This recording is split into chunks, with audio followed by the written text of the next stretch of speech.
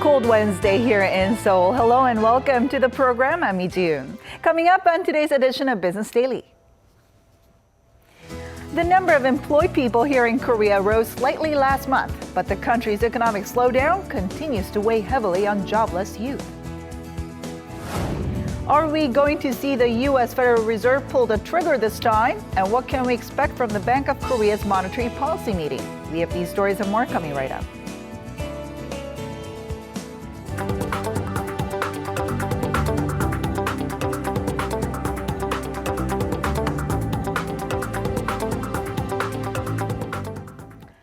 But first, Korea's export and import prices have both risen as the result of a weakening local currency and rising prices for electronic goods.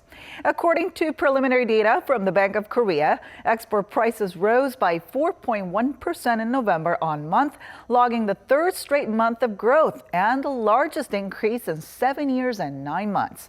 This as the Korean won fell 3.2% against the U.S. dollar. Import prices rose 2.4% as the drop in the local currency negated the effect of falling oil prices. The average monthly price of Korea's benchmark Dubai crude stood at $43.90 a barrel in November, 10% lower than the previous month. Korea's job market got a slight boost in November, but conditions remain bleak overall due to the grinding impact of the government-led corporate restructuring drive. The prospects for the future aren't so rosy either, with a number of uncertainties casting a shadow over the months to come. Our Kwon Jang-ho has the details. Korea's job market saw a slight lift in November. Statistics Korea said Wednesday the country added 339,000 new jobs last month from a year ago, bringing the total number of employed to nearly 26.6 million. Job growth has been slow for the previous 2 months, with a number of new jobs added in the 200,000 range. The ministry attributes the rise to a pickup in the construction and agricultural sectors. The agricultural sector added 31,000 jobs due to favorable weather conditions, while 111,000 jobs were added in the construction sector due to a sharp pickup in the property market. These two factors were able to bump up the figures from last month. However, the job market as a whole remains in a fragile state. The manufacturing sector saw job growth fall for the 5th straight month as it continues to suffer from the government-led corporate restructuring drive. Job creation also slowed in the retail, accommodation and dining sectors. For young people, the situation wasn't any better. The youth jobless rate came in at 8.2%, the highest figure for the month of November in 13 years. Companies have been reluctant to take on new hires amid a prolonged cycle of slow growth. Going forward, the prospects aren't so bright either. The continued fallout from the corporate restructuring push and uncertainties at home and abroad are all expected to weigh on the job market. The current political turmoil is the biggest uncertainty that could have an adverse effect on the Korean economy. Looking further afield, question marks remain over the direction of the U.S. economy since Donald Trump was elected president, and that leaves risk as well. The government has vowed to swiftly implement next year's budget for major business projects in order to minimize the employment risks. It will also focus job creation efforts for young people and women. Kwon Jang-ho, Business Daily. Korea's finance minister has pledged a more active role to support the job market and the people's livelihoods in light of the ongoing economic and political turmoil. Speaking at a ministerial-level meeting on the economy on Wednesday, Yoo Il-ho reassured that everything will be done to ensure next year's budget is ready, so there's no delay in its implementation from the beginning of the year. Minister Yoo also announced that special teams will be put in place to proactively look into companies with delayed wages and work to settle them as soon as possible.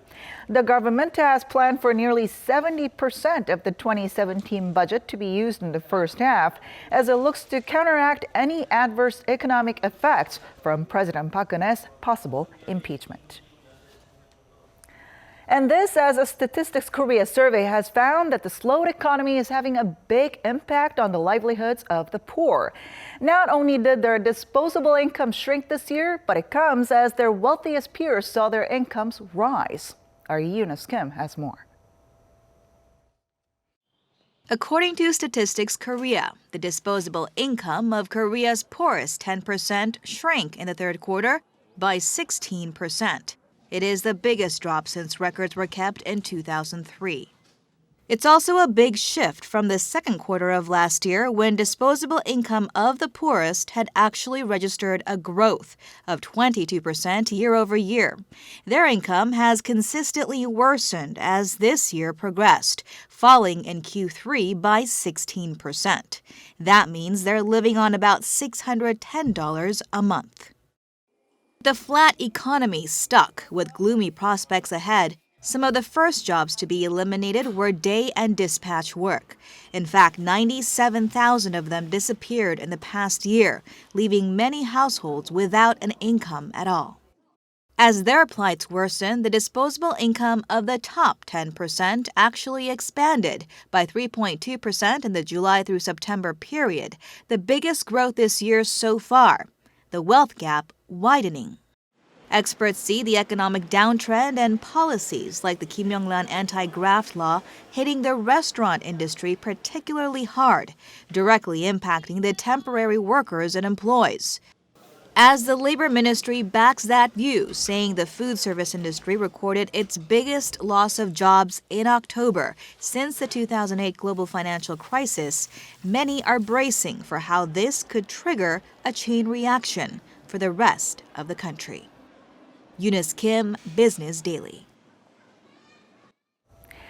The number of birds killed due to the fast-spreading H5N6 virus has hit a record high, leaving behind the worst damage seen from a bird flu outbreak since 2014. According to the Ministry of Agriculture, Food and Rural Affairs, nearly 11 million chickens, ducks, and quails have been slaughtered as of Tuesday at just under 260 farmhouses nationwide, with an additional 3.7 million birds to be culled in the coming days. Now, that would mean over 14 million birds would be slaughtered in less than a month, putting the culling at a much faster pace compared to 2 years ago. Back then, about 14 million were culled over the span of nearly 7 months. To prevent the virus from spreading further, the transportation of poultry has been prohibited for 48 hours from the beginning of Tuesday until the end of Wednesday. And for the first time in over a decade, the Korean government has revised the residential electricity billing system following this past summer's record heat wave, which resulted in monster power bills for households. Our Kim Yo-sun has this report. The Korean government gave the final green light to the first residential electricity billing system reform in 12 years. The Ministry of Trade, Industry and Energy approved on Tuesday the revision of the current 6-tier pricing system to a 3-tier system with the aim of alleviating some of the burden of high electricity costs on households. Under the current system, the price of electricity increases progressively each time the consumer hits one of the 6 predetermined usage thresholds, and these increases can go from twice and thrice to up to 11.7 times the minimum rate. This system was introduced to curb excessive electricity consumption as the country is heavily dependent on imported energy. But the new 3-stage system could narrow the price gap to just about 3 times.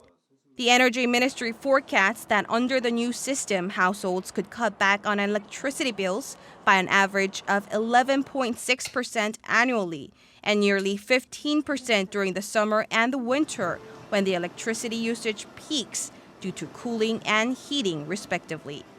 Meanwhile, heavy users who consume over 1,000 kilowatts per month will be charged with a maximum rate of $0.6 for each kilowatt used in order to prevent excessive power usage during the peak months. And for households that consume 20% less energy compared to the same month 2 years ago, the ministry will provide a 10% discount and up to 15% during the summer and winter seasons. Kim Yo-sun, Business Daily.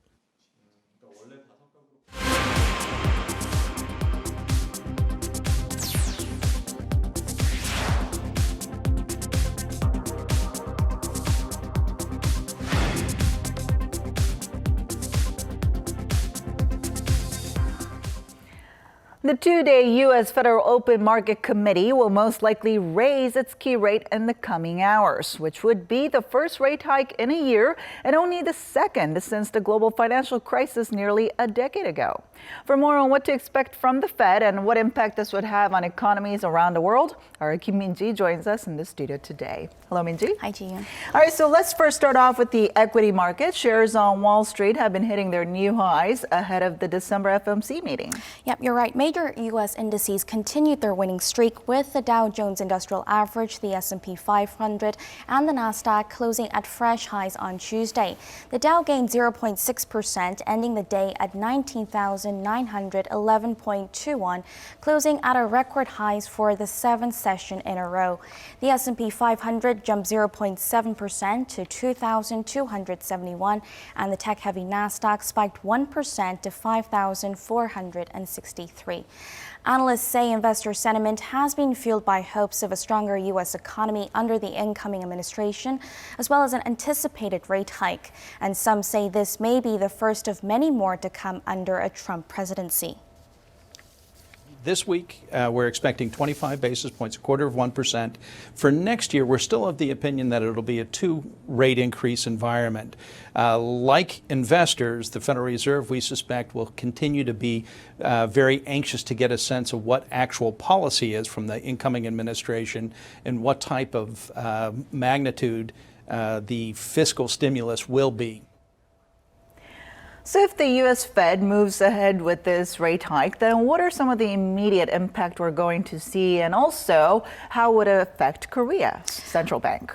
Well, should the Fed go for a rate hike, most market watchers will keep a close eye on the potential capital outflow, and it will be no exception this time around either. Many worry that a massive capital outflow would occur in emerging economies, and that includes Korea. Although the Korean economy has shown some stability over the years, as seen during other landmark decisions such as Brexit, experts say it's still something to keep a close eye on. Korea, as it currently stands with its economic growth and its capacity, has differentiated itself from a lot of emerging economies like Malaysia, Thailand, and India. So the likelihood that Korea's capital market will be hit like it had during the 2008 financial crisis is extremely low. But it doesn't hurt to keep an eye on all parts of the economy when bracing for the impact. As for the Bank of Korea, which is scheduled to hold its rate-setting meeting Thursday, it's widely expected that the central bank will freeze its key rate at the current record low of 1.25%. And that's largely in part to Korea's own internal uncertainties, such as growing household debt and the ongoing corporate restructuring drive, which give the BOK little room to alter its monetary policy. And I also think what markets are closely watching is the rate hike schedule for next month that the Fed is likely to lay out during the meeting. So what kind of outlook do analysts have? And also, how would that impact or affect Korea? Yes, you're right. As we heard, the Fed is widely expected to raise its rates in December by a quarter point from the current range of 0.25 to 0.5%. Now, watchers say the Fed will probably raise rates 2 or 3 times next year, but that could change depending on the U.S. economic performance, like job figures or the GDP growth rate. The point for Korea is that depending on the Fed's move, it will be hard for Korea's central bank to sit on its hands. The BOK will increase rates depending on the pace of the Fed's rate hike schedule. But considering that the Fed will only lift rates if economic conditions in the U.S. have improved, that in turn suggests overall circumstances for Korea will also have progressed. In terms of the number of rate adjustments, if the Fed raises rates twice, then Korea's central bank is also likely to push up rates at least twice next year. But the expert added that at the same time, efforts are needed to contain the skyrocketing household debt issue, and corporate restructuring needs to be sped up, as these are factors that are hindering the local economy from seeing upward growth, not to mention a potential slump in foreign investment following the ongoing political scandal in Korea. All right, so for now, we'll have to wait for the results of all the meetings back in the U.S. and also back here in Korea, and also how markets react to all that. That's right. Thank you so much for coming in today. My pleasure.